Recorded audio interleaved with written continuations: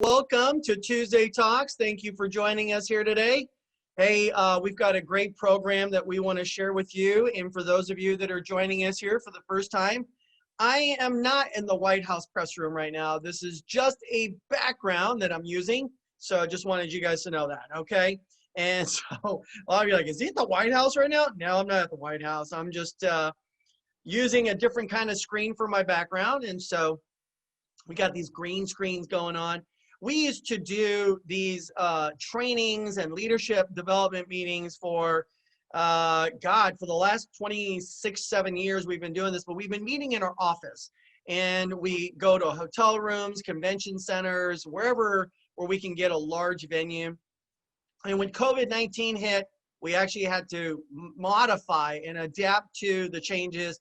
And so we're now all sitting inside our house using different types of virtual type platforms. And thank God for these amazing, brilliant people who invented, Zoom and GoTo meetings or net meetings or whatever. There's so many different ones. Personally, I like Zoom. I think it's the most user-friendly program. And so I just think about where we would be if we didn't have Zoom. Like where would we be? I know there's a lot of businesses that are struggling right now, and they're just going through some of the toughest times, especially if you're in the travel industry or if you're in the restaurant business. I can't imagine what they're going through. And so what's nice is that we can actually change our platform. We can just change our background just like that. This is probably another nicer, beautiful, picture of our environment. But anyway, I just want you guys to know that, during a time of crisis, we feel that we've got a lot of wonderful content that we can share with our community, with people around the world. And right now, as we're looking at the people that are participating in here, we see people from all over the world, literally people from Canada. We got people in the East Coast and in the South and in the Midwest and everyone over here into the West Coast. We got people here from Hawaii, Australia. And so, yeah, thank you very much, you guys. I know for you guys in the East Coast, it's a little bit later. So it's like 9:30 for you. And we hope that we're providing you great content. And if you are, we do appreciate any kind of, public, what do I want to say, just let people know, hey, I was on this podcast here on Tuesday night, really enjoyed it, got a lot of content. Maybe take a screenshot of whatever you learned and post that on Instagram and Facebook and ask other people to join you on Tuesday. So we would like to grow our community. That's what it's all about. We want to grow and continue to grow so we can impact more lives. That's what it's all about. I mean, I'm not doing this so much for myself because I feel like I already know all the content because I'm teaching it. And so we're doing this to help other people, right? People who are struggling and are looking for different types of opportunities. And so for those of you that are joining us here for the very first time, let me just share with you guys a PowerPoint. So I want you to get with me. I want you to call me directly. In fact, I'm going to give you my cell number at the very end of this, and I want you to text me. I want you to call and say, John, I want, whatever. And then I want you to also get with the person who invited you, okay, and say, listen, I want to know more about how to make more money.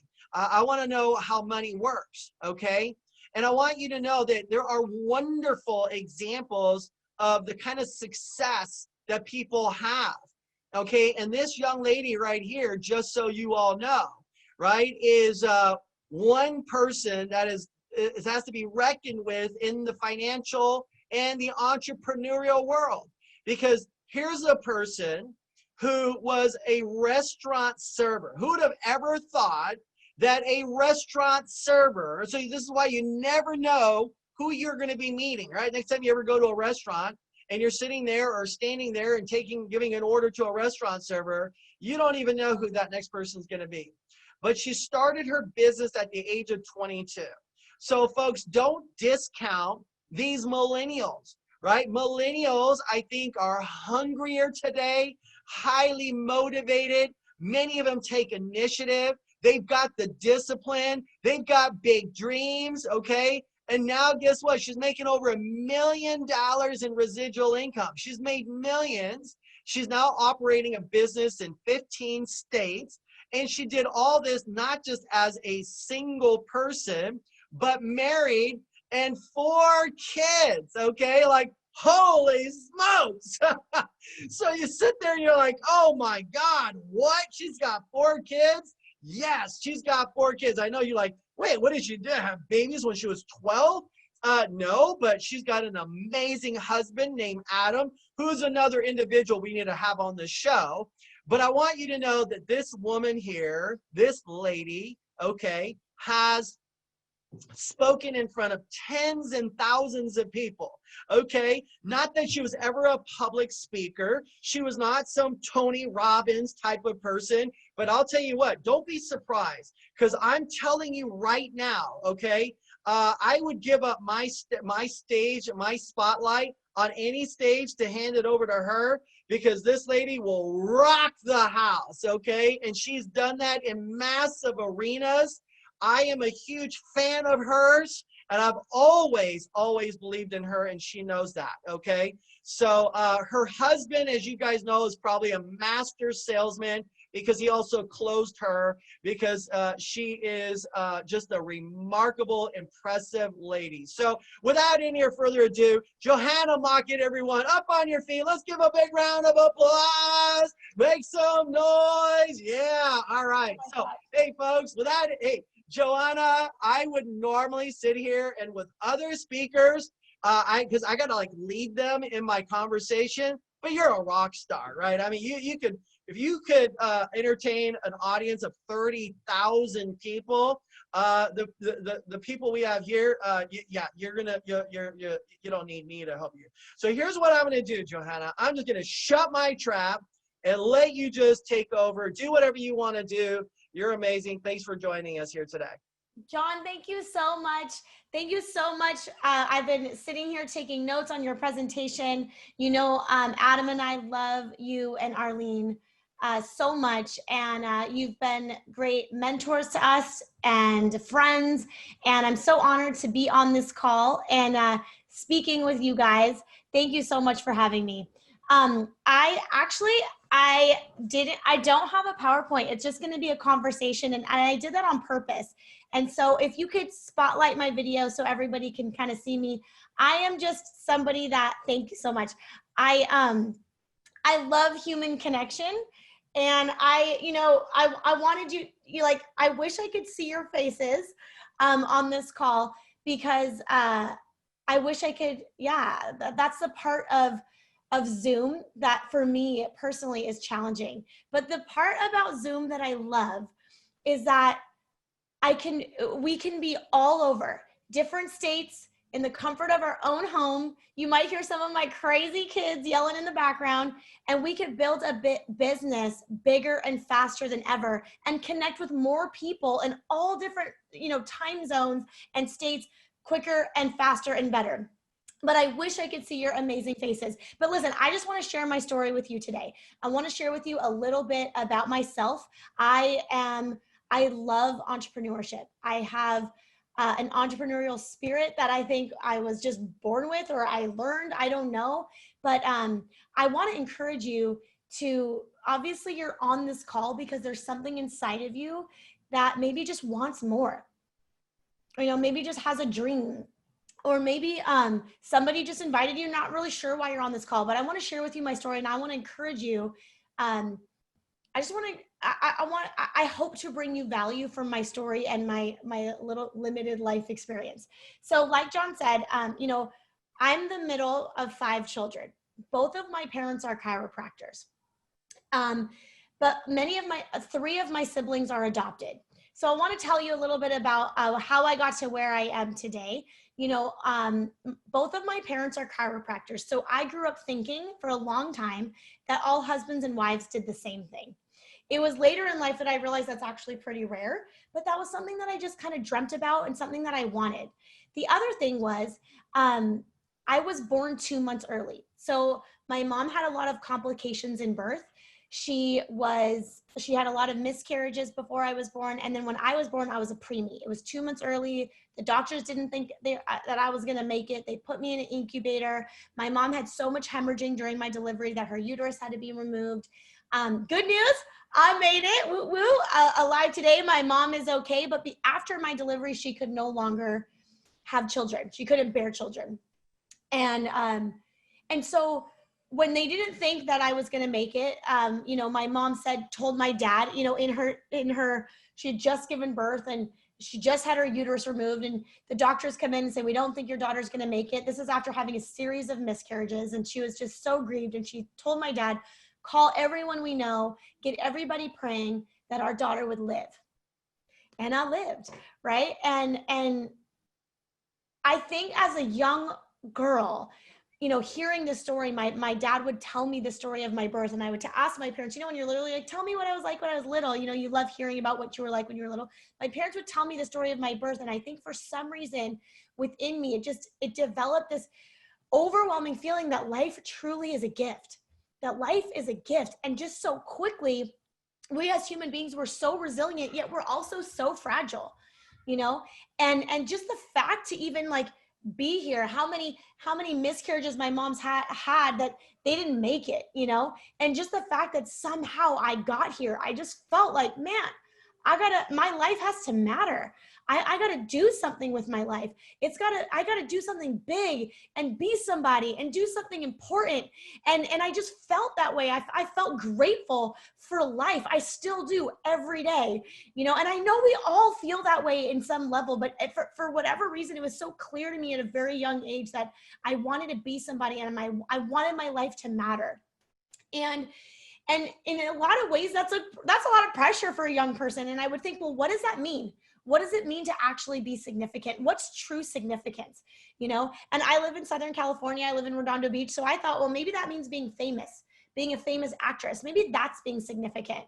And so I was a professional, I was a competitive dancer growing up as a child. And I think dance really instilled in me a competitiveness, for sure, being a competitive dancer, a lot of discipline. I would go to school and then I'd go dance, you know, 5-6 hours every day, get home late at night, do some homework and go and do it all the next day.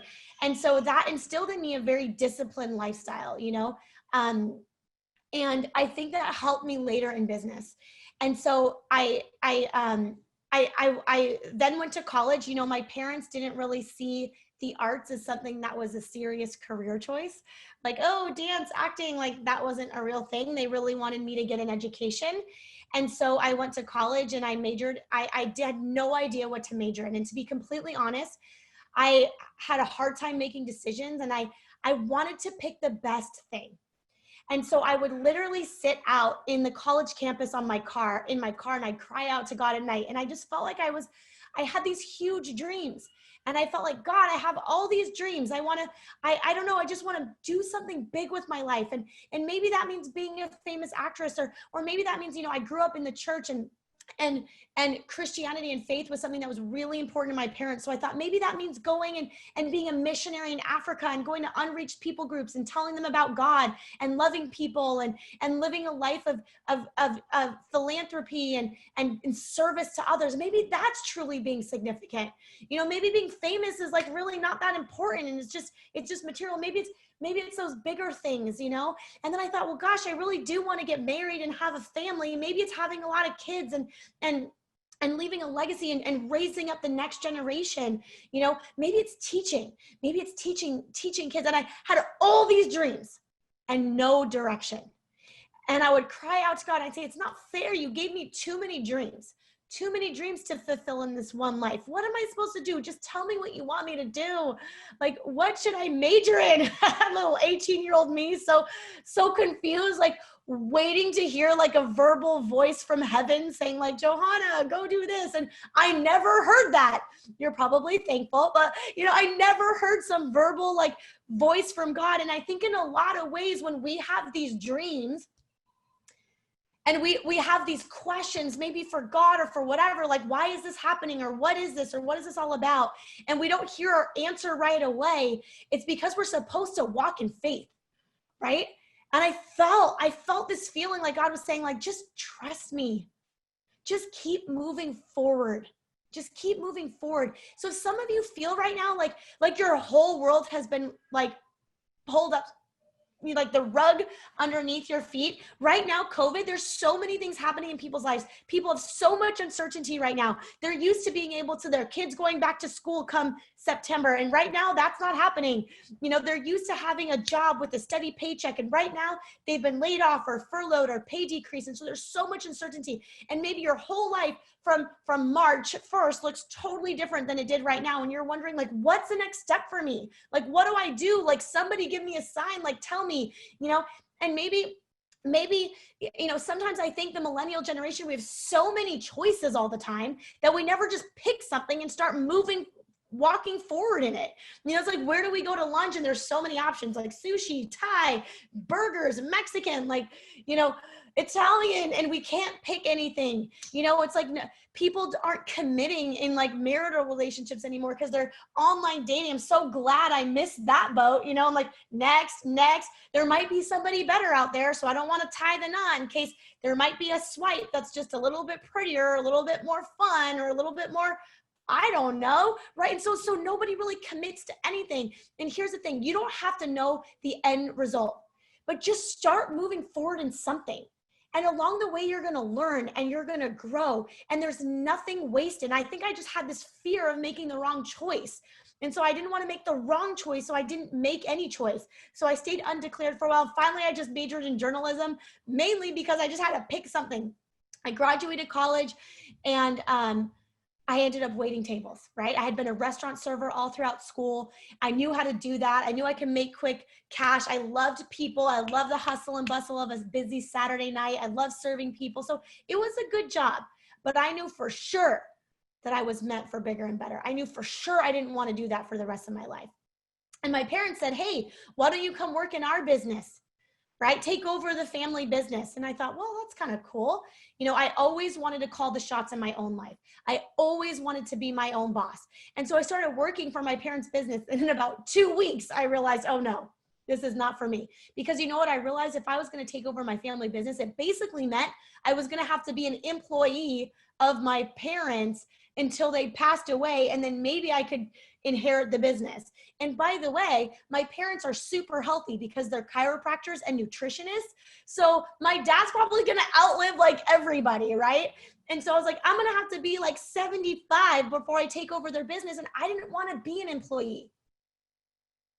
Now my story, there's so many points woven in here that I'm going to go back to. So there's a reason I'm telling you this. So pay attention.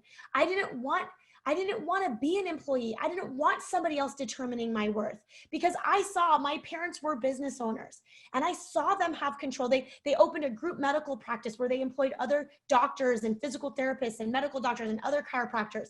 They decided, you know, when John Shin was going over the employee, self-employed, business owner, investor, I love that cash flow quadrant, because my dad started off self-employed, but he didn't want to stay there. So he decided to build a business you know, as a chiropractor. And so he had to hire other doctors, and he had to build a system, right? Where when he's on vacation, his business is still running. And so I saw my parents build a business as a young child. And I said, you know, I saw you as entrepreneurs. I saw you guys determine your own worth. They didn't have to ask for a raise. They just opened another location, right? They just hired another doctor, right? They figured out a way to scale their business, and then they did it. They didn't have to ask for a raise. They didn't have to ask for time off. They're like, let's go travel. And their business was still running. Meanwhile, many of my family members worked for my parents. And I would hear the conversations that my parents would have of, should we give them a raise? And my mom's really generous. And most of the employees that worked for my parents were my mom's brothers and sisters. So she'd say, well, I think, you know, Uncle so-and-so deserves a raise. And my dad, who's a super hard worker, who has high standards for himself, would say, what did he do to deserve a raise? And my mom would be like, well, they had another baby and they bought another minivan and they could probably use it. My dad's like, that has nothing to do with me, you know, like, and so I saw my parents, I saw them determine, and that is the worth of somebody else. And that is just the very, that's the natural relationship between an employee and an employer. And I just didn't want that. I wanted to be able to determine my own worth. I wanted to be able to determine my schedule. I didn't want another grown adult telling me when I could or could not work for my family. And that was just in my soul. Some of you, you're like, yes, that is me. That is me. And so I said, thank you so much for the mom and dad for the job, but man, I got to do my own thing. And so I had all these goals and all these dreams and no direction. Have you ever been there before where you just wanted more, but you didn't know how to get it? And I was so like, it was just the grace of God. I was invited actually to a How Money Works workshop. A How Money Works workshop. And it was so interesting when Shin was talking about these financial principles. Yes, like can you believe that we have to learn Eastern European history in the 1800s to graduate high school, yet there's no Money 101 course? And so when I was 22, I figured I always loved making money. I always loved making money. And to be honest, I actually loved saving money, which I know is not normal, but spending money was so hard for me because I didn't want to part from the money I worked so hard to earn. So I was like a little money hoarder. And I just started, when I was in college and I was waiting tables, I learned to live on my to live on my tips and just save all my paychecks. So I had some money saved in the bank, not a ton, but at 22, I felt like it was pretty cool. It felt like it was pretty good. But when I was invited to this How Many Works workshops, the girl who invited me, she said, you're really good at working hard for your money, but do you know how to make your money work for you? And no one had ever asked me that before. And I was like, learn how to make my money work for me? No, but that sounds cool. What does that even mean? And so I was intrigued. And so I showed up and I learned these principles, and they said, hey, if you want to get a free financial plan, we'll sit down with you. We'll put a plan in place for you. We'll teach you how to get your money to work for you. And I thought, hey, I'm 22. I'm a waitress. I don't have a whole bunch of money. I know I like to save my little money, but I don't have a whole bunch of money to invest. And they said, that doesn't matter. We'll help anyone. So I sat down, and it was actually a woman, which is so awesome. A woman who was 22 years old. I'm 22. She's 28. I'm sorry. I was 22. She was 28. And she was a broker within the company. And she said, I'll sit down. She did a financial plan for me. She didn't charge me anything. And about 30 minutes of time with her, she taught me more practical knowledge about money and finance than I had learned in my entire college education. And I was blown away. And you guys, the best thing I did was I implemented my plan. Because they say knowledge is power. However, knowledge is only power when applied. Education without implementation does nothing. So I implemented my plan. And at 22, I started putting away like $250 a month, right? But that started to grow and that started to develop. And I started to see that money compound and grow, right? And sheltering it from taxes and all these things. And I was so fired up about it. And I started asking her questions like, how did you get in this industry? And how did you learn about this? And she was 28 years old and she was making a multiple six-figure income. She was driving a hot yellow Audi. And I thought, I want to be just like her. I thought I could if I could do what she does. But I had so much fear. I had so much doubt, you guys. I thought, who's the heck's going to listen to a 22-year-old girl about money, right? I know nothing about nothing. In a typically male-dominated industry, I thought the financial industry to me was like these 55-year-old white men behind computers. And I was definitely not that. And I thought, well, here's the thing, you guys. In all of my dreams that I had, I never, ever would have originally seen myself in the financial industry, ever. That was never one of my dreams. But you know what I wanted? Freedom, time. I wanted unlimited income. I wanted to be able to make a difference in the lives of others. I wanted to be significant. I wanted to be somebody. And I thought, well, you know what? If I could control my own schedule, right? If I could have totally unlimited control of my time, I could get excited about teaching people about how money worked. And I thought, what do I have to lose? I know for sure I don't want to be a waitress forever. So what do I have to lose? I had to get some licenses. It was super simple, right? Go take a test. I was like, I could do that. Go learn, get in a training program. And here's what happened. When I got started in business, I first had a lot of fear and a lot of doubt. But I learned I learned to drown out the noise. You know, when John was saying people are going to steal your dreams, or there's going to be haters, or there's going to be naysayers, that honestly was the hardest part for me, because most people are employee minded. So they didn't understand, even my own parents didn't understand why. Well, actually, my parents were actually really understood why I wanted to build the business, because they did that too. But my aunts and uncles and my little 22-year-old friends, they're like, what are you doing? No one's going to listen to you. No one's going to support you. Like, you don't know what you're doing. Go get a job, go get security, go get something with benefits. And honestly, in the beginning of my business career, at the beginning of my journey as an entrepreneur, those opinions of others really did affect me.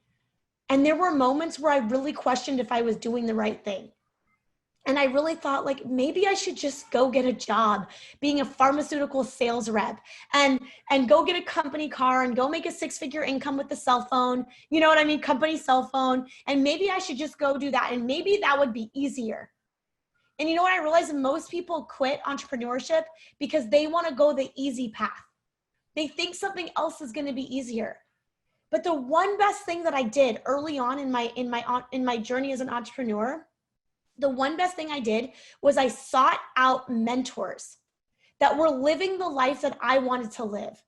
And I decided to pay attention to their advice rather than my friends who were nowhere close to living the life that I wanted. Does that make sense?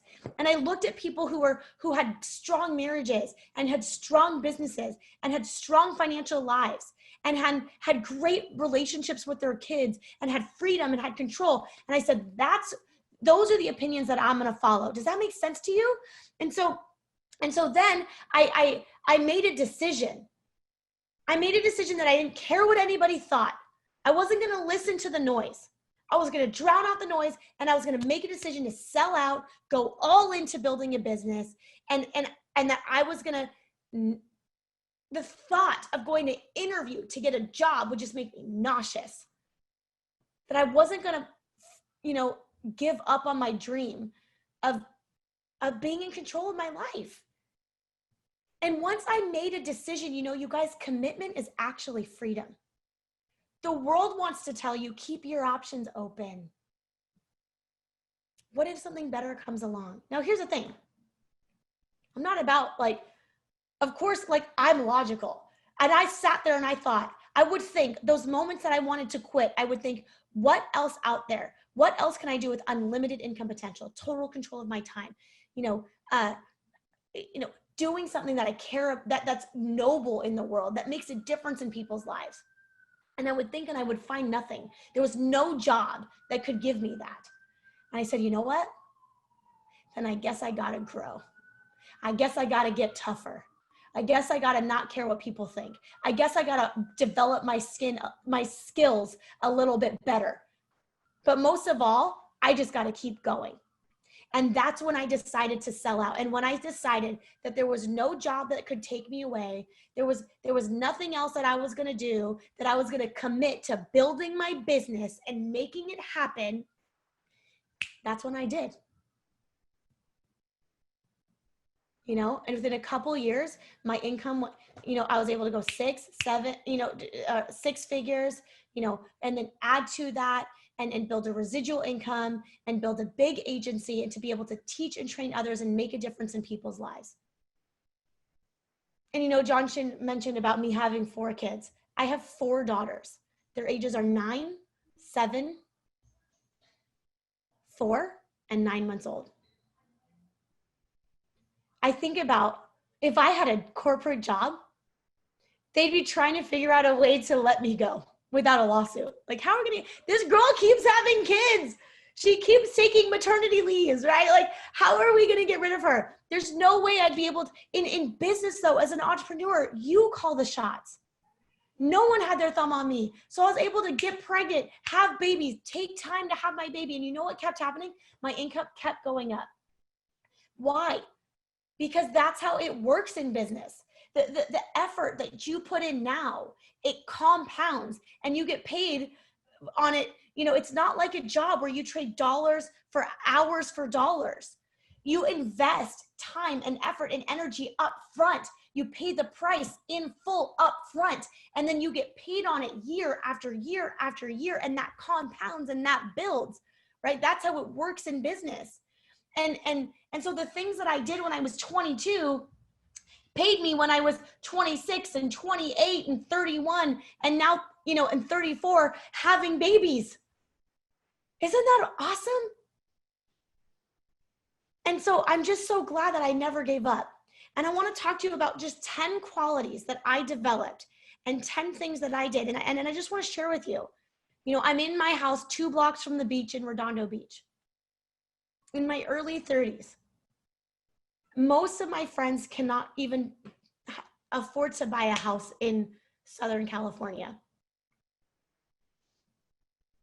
And I'm not saying this because I'm awesome. I'm saying this to instill hope in you that you can do it too, that you have a dream, that there's something in you that knows that you can and want and can do more.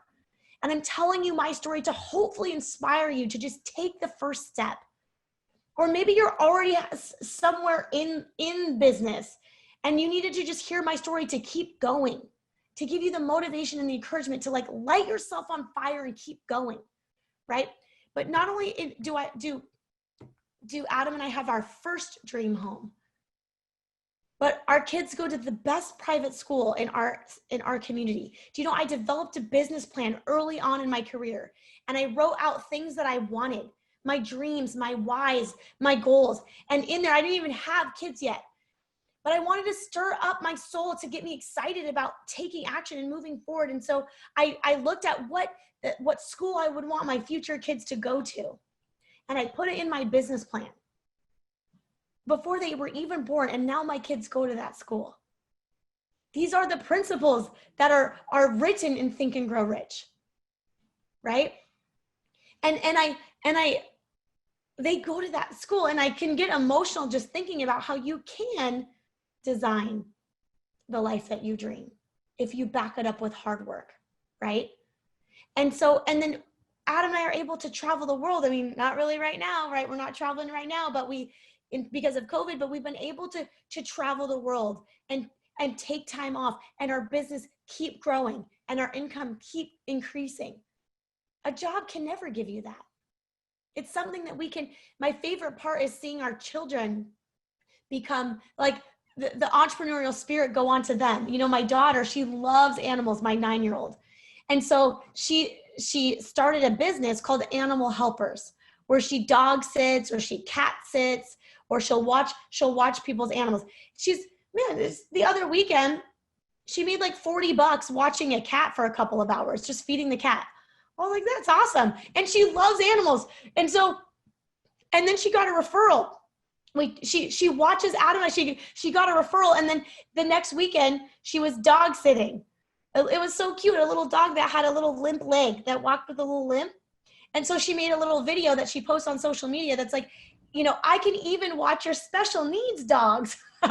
So if you need a dog sitter or a cat sitter or animal of any kind, my daughter, reach out to me on Instagram. She's looking to build her business. But anyway, I love that our kids get to see our example, that entrepreneurial spirit. And so, but my favorite part was that building a business and being an entrepreneur was able to fulfill all the dreams that I've ever had. Be able to be significant in other people's lives, to make a difference, to influence other people to go out and live their own goals and dreams. I was able to go to Uganda, South Africa, to Bangladesh, and work in different orphanages and prosperity centers, and have the income financially to contribute and to give, but also to have the time to be with the kids, to bring medical supplies, to bring school supplies. When you're always focused, when you're just barely making ends meet, all you're focused on is paying your own bills. You're not able to go out and serve others and help others because you're so focused on just paying the bills. But you were made to go out and create wealth, not just for your family, but to, where much has been given, much is required, right? To go out and influence the world. Do you know that it only takes $7,000 to build a water well in Africa that will literally provide clean running water for a village for generations. Isn't that amazing? $7,000.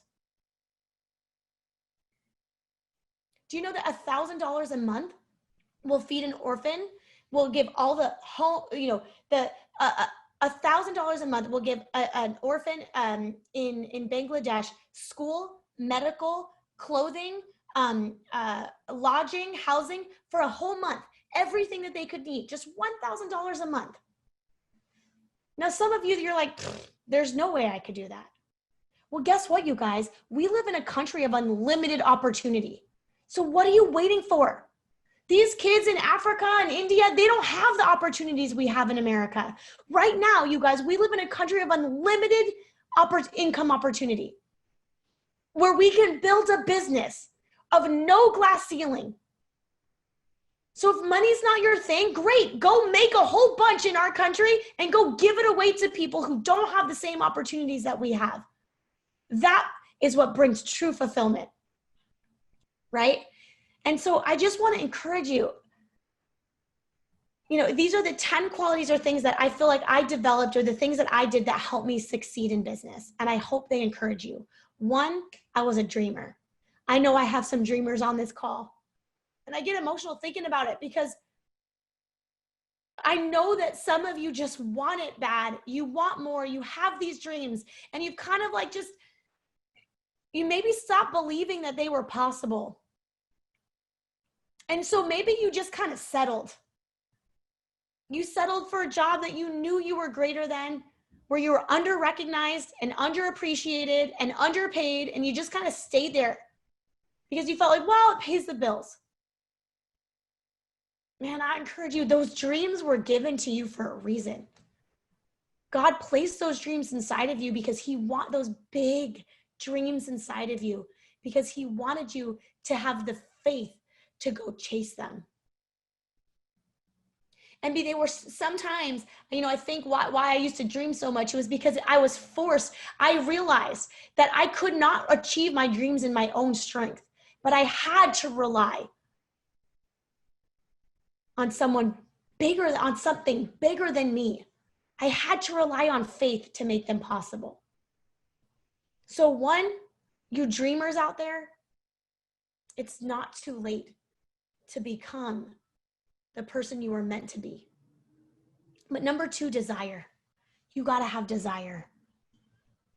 Man, that in Think and Grow Rich, they say that white, hot, burning desire. And if you don't feel that right now, you got to instill that in you. How do you instill that white, hot, burning desire? You instill it by thinking, well, why the heck should somebody else have it than not me? Instead of saying, why me, say, why not me? Why not me? Look at all those houses on the beach, those huge mansions. Why not you? That person deserves it more than you? No, they just went for it. They just believed it. 3, you got to have an entrepreneurial spirit. You got to be unwilling to let somebody else have their thumb on you. That ownership mentality, no, I want to own it. It's got to be mine. You got to have that entrepreneurial spirit and never let it die and stir it up inside you. People sometimes they seek employment because they feel like it gives them certainty. If I work these hours, I'll get paid this much. How certain do you think most people feel in their job right now? Not at all.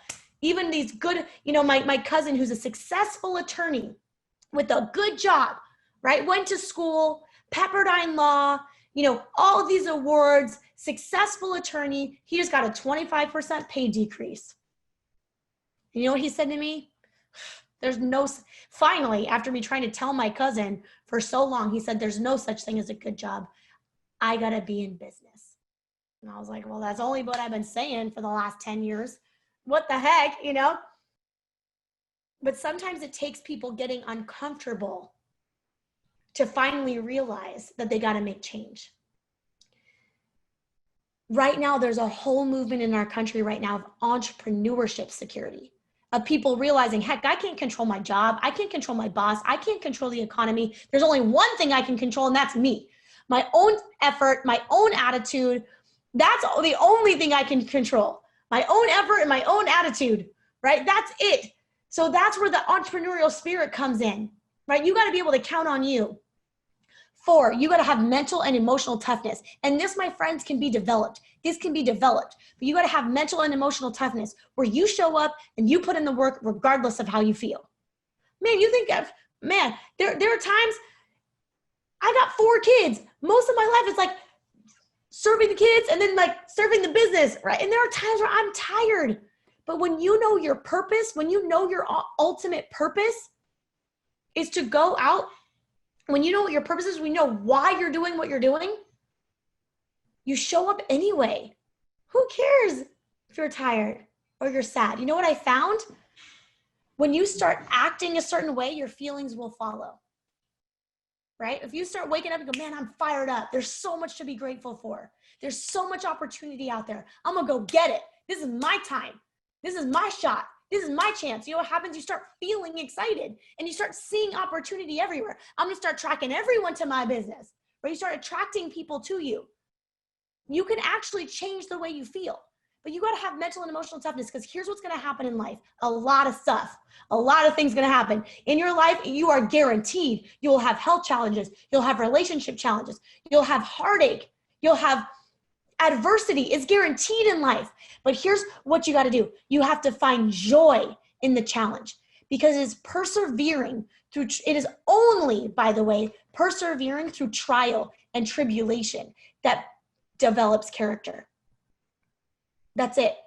See, only persevering through challenges that develops character.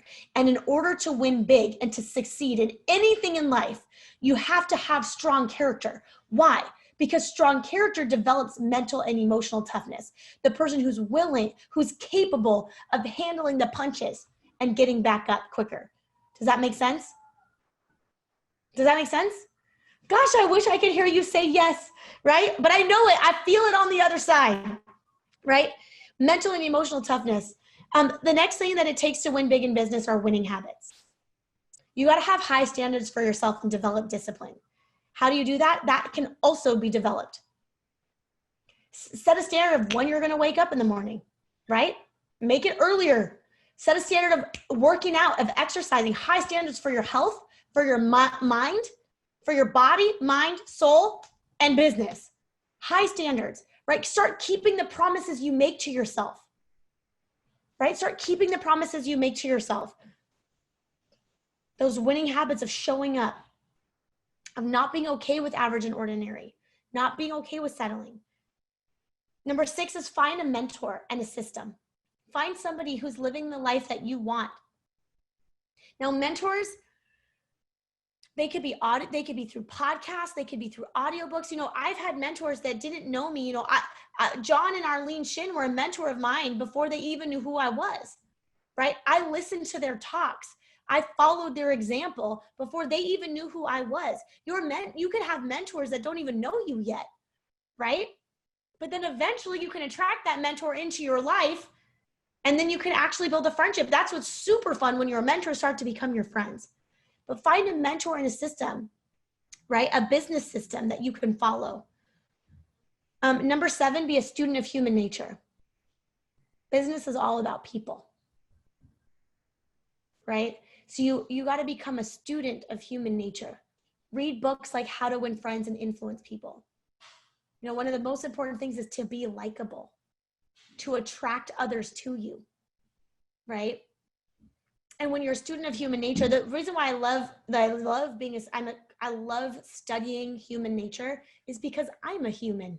So it teaches me a lot about myself, and my husband's a human. So it teaches me a lot about him, and my kids are human. So it teaches me a lot about them, and all my clients are human, and my business partners are human. So it teaches me how to work and develop great relationships with other people, and how to talk to different types of, you know, I love personality tests and communication styles, because people are different, and the way you communicate to one person is going to be different from somebody else, and it's based upon their needs. And so study different communication styles, right? Get good at that. Get good at communicating with people. Get good at delivering a message. Get good at enrolling people in your vision. You know, if you're going to be big in business and anything, you got to enroll people in your vision, right?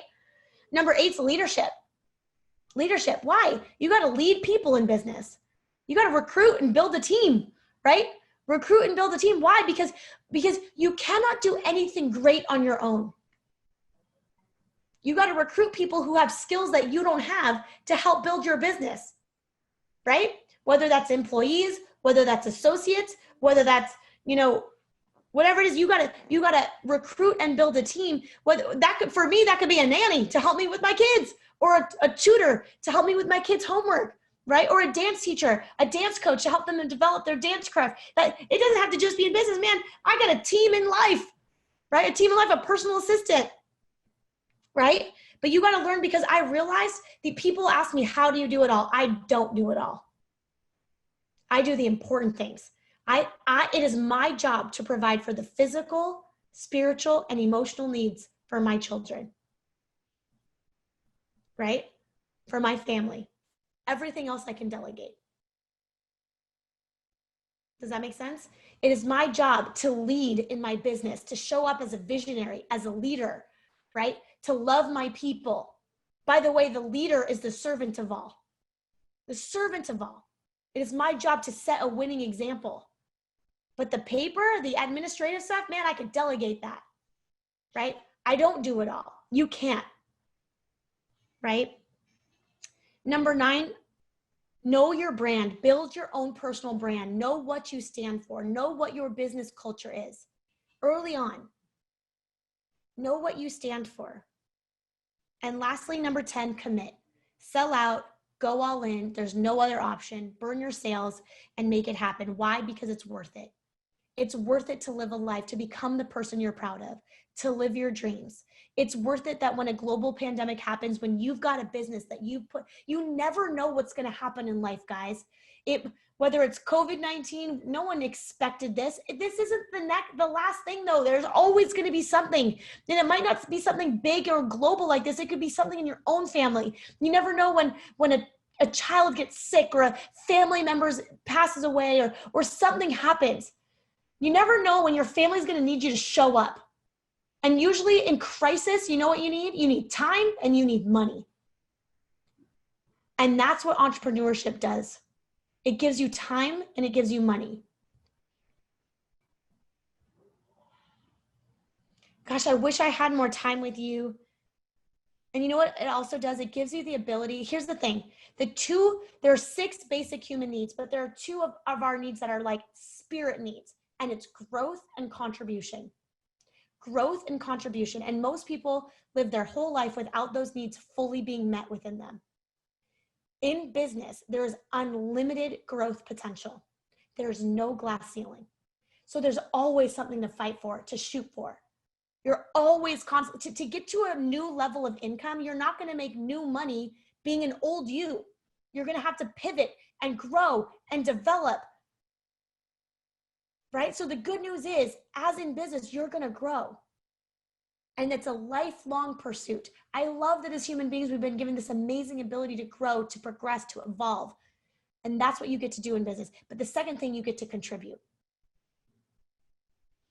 You get to contribute. Guess what people need right now, guys? Jobs. If you built a business where you can employ a whole bunch of people, or teach a whole bunch of people a system where they could go make a bunch of money for their families, guess what? You're servicing the needs of the people. You're contributing. Unemployment right now is through the roof. If you had a business, do you know my housekeeper every day, just like literally in tears, says thank you for me just giving her a job? And that's just my housekeeper at my house.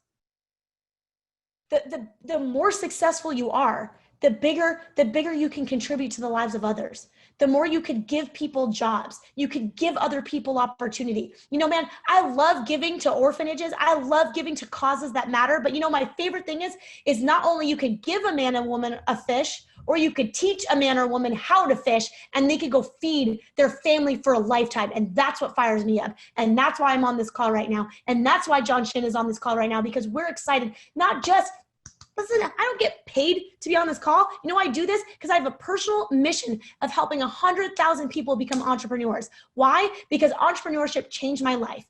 When a global pandemic happens and all my friends with good jobs are freaking scared, you know what? I have no fear. Full security. Most people can't say that.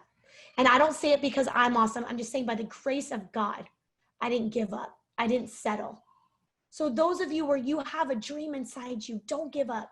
Don't settle. Keep going. You're so much closer than you think. You're so much closer than you think. I hope I gave you some encouragement. I'm going to turn the call back over to John, and let him take it from here. But yes, I hope you guys got some value. I hope my story could inspire you. Thank you so much. All right, man. Guys, let's give it up for Johanna Mockett. That's what I'm talking about. Look at all the hands going up. Hey, all right. How many of you guys cried? How many of you guys cried during her talk? I know. It was an emotional roller coaster with some great nuggets. It was inspiring. And a lot of you guys were texting me and you're just telling me all your stuff. Wow.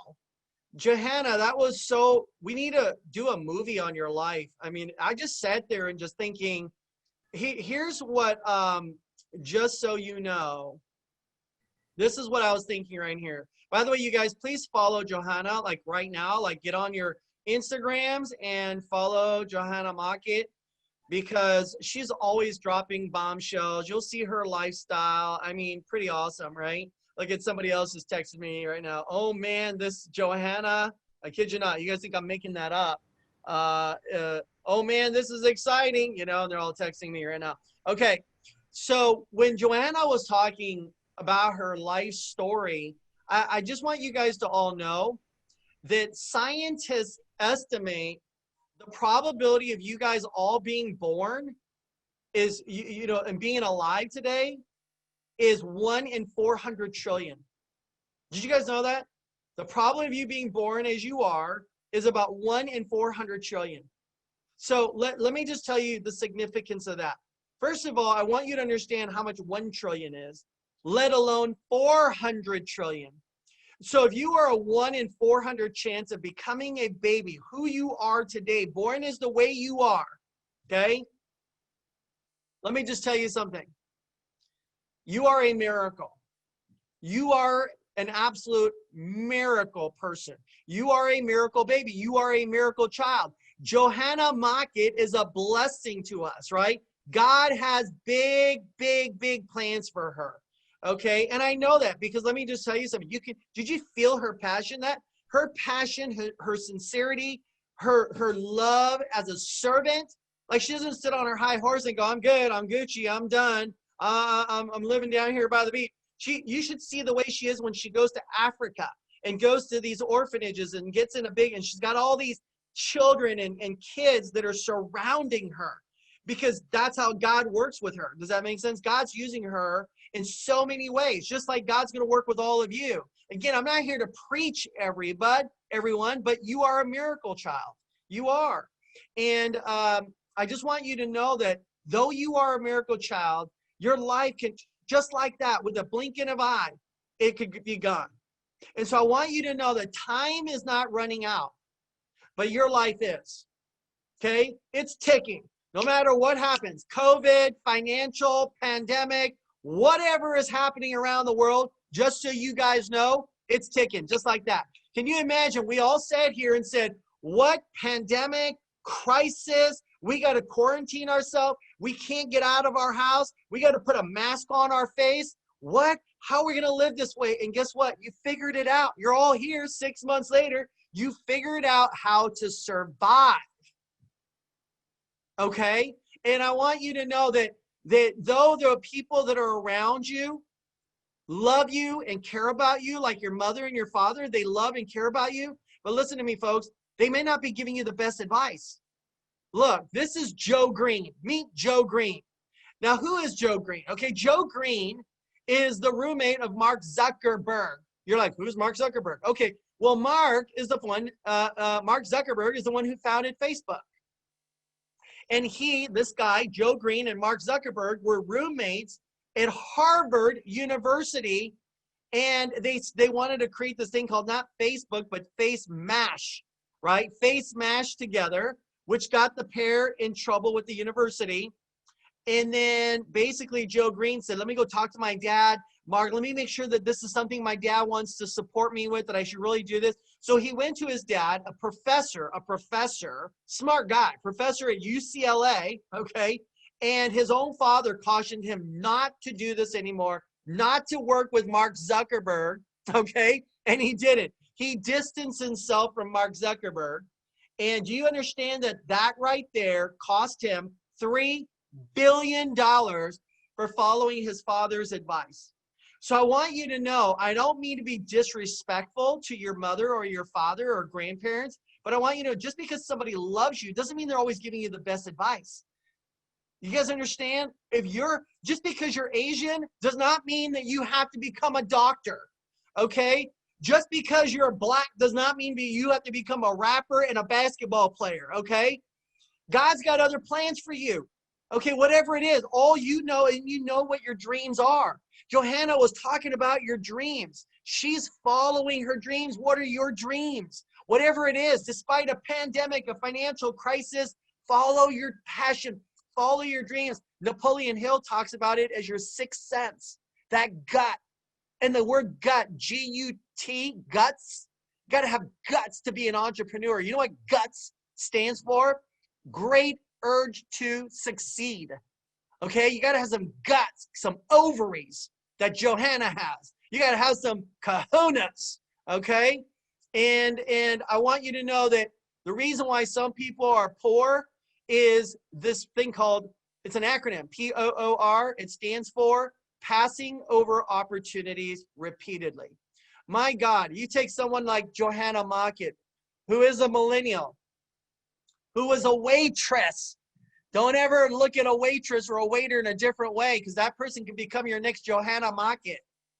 A mother, a loving wife, an amazing daughter who just has so much admiration for her parents, you know? And so don't pass up this opportunity. Whoever invited you here today, get with them, get with me. I'm going to give you my mobile number here momentarily.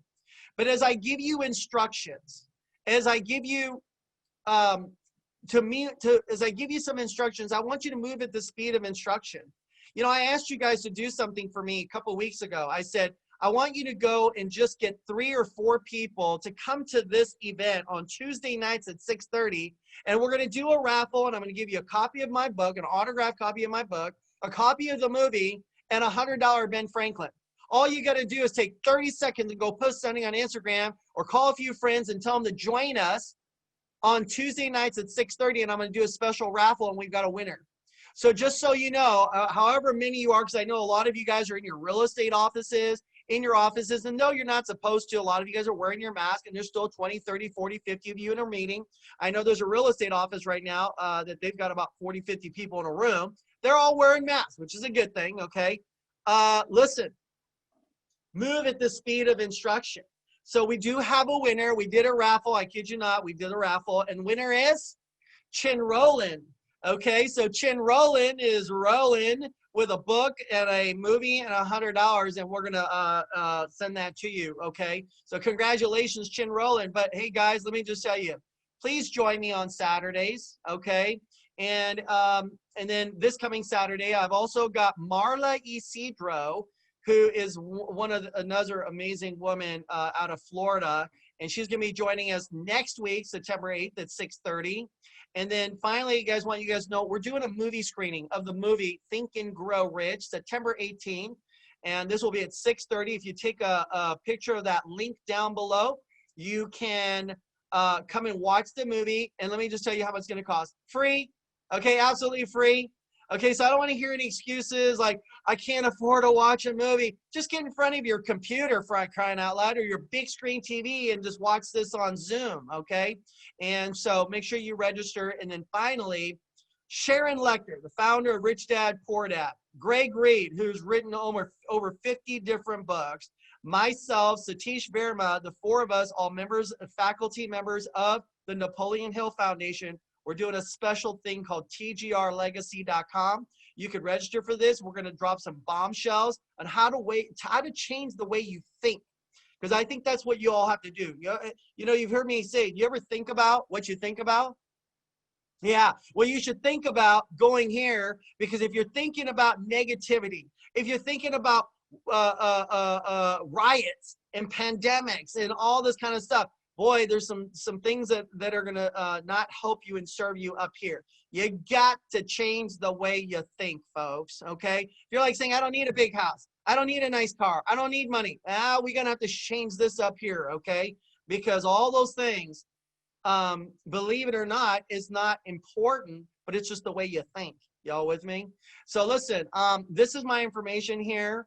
This is my cell phone number down below, right there next to my name. If you want to schedule an appointment with me, you can call my operations manager at that number directly. Ask for Matthew.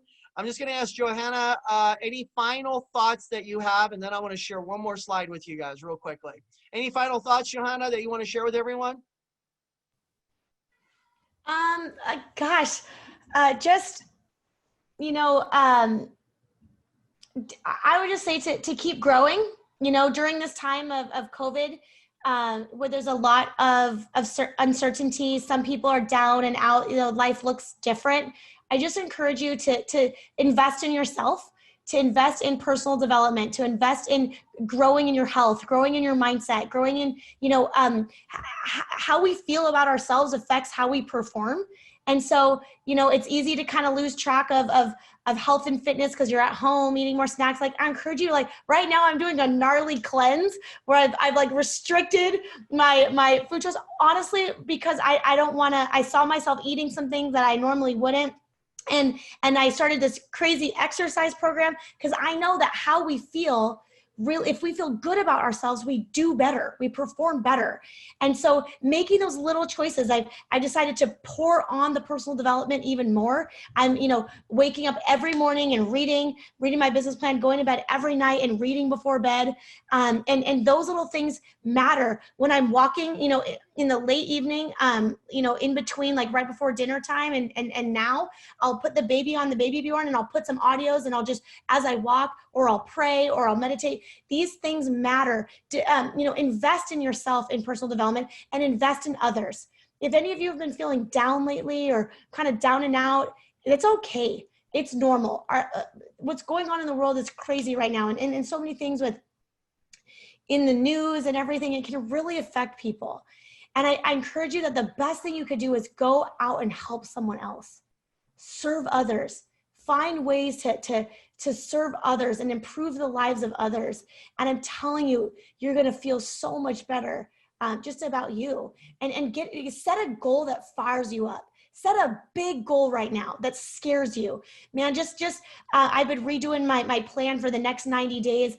And I really decided, like, I set some goals and then I literally quadrupled those goals because I was like, you know what? This is what's going to fire me up. Set some things that are going to fire you up and don't be afraid to declare them and just chase them and just chase after them. And something that really gets you excited. I hope that is a little bit beneficial. Thanks, John.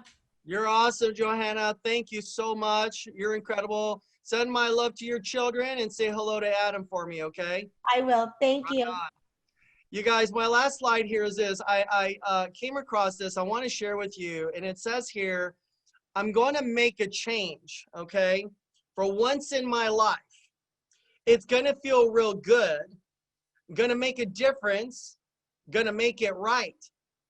As I turn up the collar on my favorite winter coat, this wind is blowing my mind and I see the kids in the streets with not enough to eat.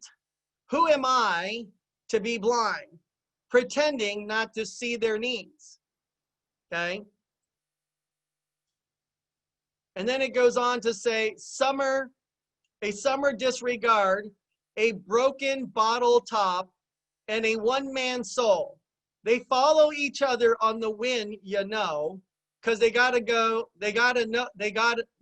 nowhere to go. That's why I want you to know. I'm starting with the man in the mirror. And I want you guys to know that that man or that woman is you right now. You're the man or the woman in the mirror. And I'm asking you, this man, this woman, to change his or her ways.